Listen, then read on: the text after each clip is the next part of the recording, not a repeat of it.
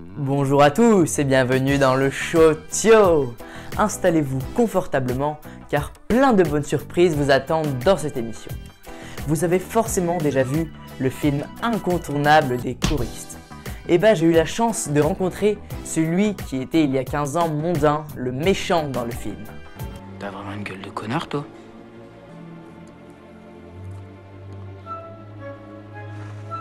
Le rap de Théo fait son retour après un mois d'absence. Vous pourrez le visionner en fin d'émission. Toi t'es habillé en rouge quand toute la fosse est en jaune. Il la faudrait que tu te bouges parce que moi j'attends mon phone. Mais avant tout ça, on va parler d'un sujet d'actualité qui fait beaucoup de bruit ces derniers jours. Non, ce n'est pas les gilets jaunes, mais bien les lycéens qui manifestent contre la réforme du bac en particulier. Regardez. Les tensions étaient au rendez-vous ces derniers jours. Des milliers de lycéens dans toute la France ont exprimé leur mécontentement. Mais pourquoi au juste? Alors on est là pour manifester pour notre avenir, notre futur, parce qu'on n'est pas d'accord avec la réforme du bac, avec le Parcoursup. On n'est pas d'accord pour l'augmentation des taxes de la fac. On n'est pas d'accord pour beaucoup de choses et il faut faire quelque chose parce qu'on ne va pas s'arrêter. Mais est-ce que tous les lycéens savent vraiment pourquoi ils manifestent? Ou certaines motivations sont-elles un peu légères? Moi je suis là parce qu'il y en a marre, il n'y a pas assez de frites à la cantine, j'en peux plus là hein. Mais la révolte des lycéens va loin. Des poubelles et des voitures brûlées, des fumigènes lancés sur les forces de l'ordre, ils veulent se faire entendre en agissant violemment, ce qui donne lieu à des affrontements entre les CRS et les jeunes. Et nombreux ceux qui ont été interpellés. La plupart des lycéens ont désormais repris les cours après plusieurs jours d'arrêt et ils espèrent obtenir une réponse favorable du gouvernement dans les semaines qui suivent. Il a bien changé depuis. Mondin, alias Grégory Gatignol, était le délinquant dans le film Les choristes. Son histoire est formidable et pleine de rebondissements. Il vous raconte tout dans ce reportage inédit. Regardez. Il y a plus de 14 ans, sortait le film désormais incontournable Les choristes. Ce film, réalisé par Christophe Baratier, a révélé le chanteur Jean-Baptiste Monnier.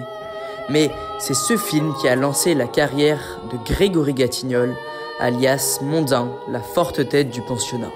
Donc je suis en compagnie de Grégory Gatignol, acteur qui a été révélé dans le film Les choristes. Bonjour. Bonjour Théo. Donc vous avez joué dans plusieurs films dans votre carrière. Donc le premier était celui des choristes. Et le dernier en date est Un peuple et son roi. Quel est celui qui vous a le plus marqué? Je vais peut-être pas être très original, mais ça serait Les choristes. Parce que c'est mon premier film déjà, tout d'abord. Je n'étais pas prédestiné à ce métier, donc c'était un peu une nouveauté pour moi. Très passionnant, surtout à mon âge, j'avais 15 ans. Et après, il y en a d'autres qui m'ont marqué par leur rôle. Et donc, quelle est la démarche que vous avez faite pour obtenir le rôle de Mondin dans Les choristes? Alors, j'ai fait aucune démarche. C'est ça qui est assez formidable. Ce rôle m'était peut-être destiné, c'est une chance sur 1 million comme on dit, mais c'est vrai que j'ai eu une chance fabuleuse. C'est qu'en fait, Christophe Baratier, qui est le réalisateur des choristes, avait casté certains rôles sur Paris et il lui manquait 2 rôles, donc Jean-Baptiste Monnier, qui est le rôle de Morange dans le film, et le rôle de Mondin, donc qui est moi-même dans le film. Ces 2 rôles, il ne les avait pas trouvés sur Paris, donc il a fait des castings sauvages, ce qu'on appelle. Ce que font certains réalisateurs pour les enfants, c'est un peu plus facile de trouver ce qu'on cherche en fait dans la personnalité de l'enfant. Et du coup, donc Jean-Baptiste, il l'a trouvé lors d'une chorale à Lyon, donc il a décidé de le caster aussi pour ce rôle et il a été pris. Et moi, c'est un peu différent, il venait dans les collèges de Clermont-Ferrand en fait, il venait chercher les figurants pour avoir tous les figurants des classes et en même temps, il cherchait ce rôle, donc il demandait les éléments perturbateurs au principal. J'en faisais partie, forcément. J'avais été renvoyé la veille en fait, donc ça lui a beaucoup plu à la directrice de casting parce qu'elle trouvait que le principal était pas très sympa avec moi et qu'elle adorait mon côté assez fort, mon regard noir et pourtant ma gentillesse. Elle adorait ça, donc elle m'a demandé de passer un casting. Et 2 semaines après, j'avais Christophe Baratier qui m'appelait pour m'annoncer que c'est moi qui avais le rôle alors que je comprenais rien de ce qui se passait en fait. J'avoue que j'étais totalement perdu. Pour moi, oui c'était un film, voilà. Et après, quand j'ai su quand même qu'il y avait Gérard Jugnot, Cadmérat, des François Berléand, j'ai dit c'est quand même quelque chose voilà, qui est sympathique à faire. Donc c'est comme ça que je me suis retrouvé sur ce projet. C'est une très belle histoire. Donc ces castings sauvages existent encore. C'est différent des gens qui sortent du théâtre. On a peut-être un côté naturel qui plaît aux réalisateurs pour les enfants. parce que sur les enfants, je trouve qu'il ne faut pas surjouer. C'est toujours bien d'avoir l'enfant le plus naturel possible dans ce rôle-là. Donc c'est peut-être pour ça que j'ai été pris pour ce rôle. À 14 ans, Grégory a donc découvert le monde du cinéma. Mais il a fait le choix de poursuivre son CAP boulanger pour avoir un petit bagage à lui, avant de replonger dans l'univers cinématographique. Depuis, Grégory Gatignol a joué dans 14 productions pour le cinéma, en incarnant la plupart du temps le méchant du film. Et donc dans Les Choristes, vous incarnez le rôle du méchant garçon et vous restez ce type de personnage dans les films qui suivent. Est-ce que c'est un rôle qui vous plaît? J'adore, parce que je suis plus méchant dans la vie, j'essaye de... Non, après je plaisante. Mais c'est vrai que j'ai toujours eu un peu ce côté, pas bad boys, mais ce côté un peu méchant garçon, fond de la classe, on va dire, voilà. Après l'école, je m'en suis un peu détaché, moi, personnellement, dans ma vie de tous les jours. Disons qu'en fait, ces rôles de méchant, au début, c'était pas forcément une envie. C'était pas... Voilà, on m'a mis dans ces rôles-là, parce que je correspondais grâce à mon regard, grâce à ce que je dégageais de moi. Mais après, ça a été un plaisir de jouer ces rôles-là, parce que c'est des choses qu'on ne peut pas faire dans la vie de tous les jours. Et moi, je m'éclate à pouvoir encore être dans ces rôles assez perturbateurs. Et il y a tellement de choses à apprendre et à jouer de différents. Donc c'est toujours intéressant en fait. Il y a toujours des nouveautés. Moi, je joue beaucoup de tueurs. Les tueurs, il y a toujours des nouveautés. Ça va jamais être le même tueur. Ça va pas être un tueur forcément avec un fusil. J'ai appris à tirer avec des lance-pierres. Donc c'est toutes des choses intéressantes qui m'ont été données de pouvoir jouer grâce à ces rôles de méchants en fait. Et donc justement, quels sont les codes à respecter lorsque l'on joue ce type de personnage? C'est qu'il faut rester dans le vrai, dans le plus naturel possible. Le plus à ce à quoi on ressemble, ça veut dire qu'aller chercher dans nos émotions à nous, le côté très théâtral pour les rôles de méchants, je ne suis pas sûr que ça marche. Ou alors il faut que ça soit vraiment caricaturé. C'est des rôles de composition, c'est pas plus dur qu'un autre rôle. Pour moi, ça va même être plus simple que certains rôles qui vont demander beaucoup plus de composition. Et donc, quel conseil donneriez-vous à un jeune qui a envie de devenir acteur mais qui ne sait pas trop comment s'y prendre?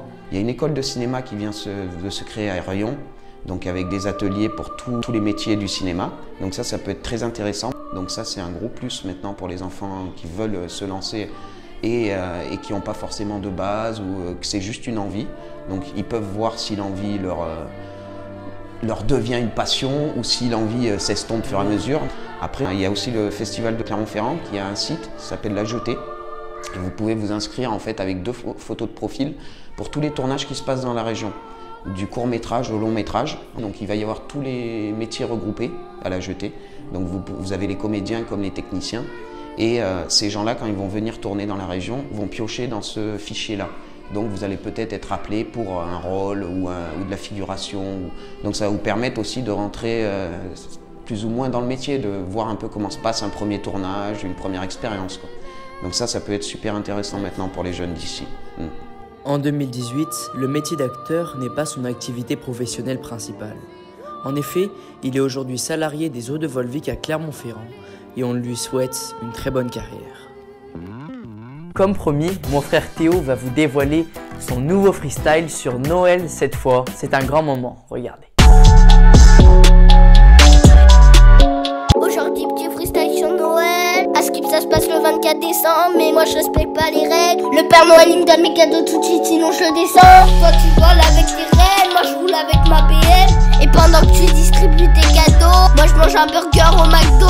Toi t'es habillé en rouge quand toute la France est en jaune. Il la faudrait que tu te bouges parce que moi j'attends mon phone. Pour Noël j'avais commandé un kiss avec Beyoncé. Tu t'es foutu de ma gueule, j'ai eu un coffret non cipé. Je crois qu'aujourd'hui je vais arrêter de croire au Père Noël. Je vais me révolter, je vais aider les lycéens à brûler des poubelles. Frérot, je suis pas le Père Noël, je vais pas suivre tes consignes à la lettre. Gros, tu voulais ce maillot, mais l'ouest c'est des fillettes. De toute façon, je suis en galère de thunes cette année, je fais pas de cadeaux. Je crois que j'ai pas le choix, je vais me lancer dans les trafics illégaux. Non, en vrai, j'espère que vous allez passer le bon moment, d'avoir de belles surprises sous le sapin. Si vous voulez me faire plaisir, c'est maintenant. Abonnez-vous, faites pas les radins.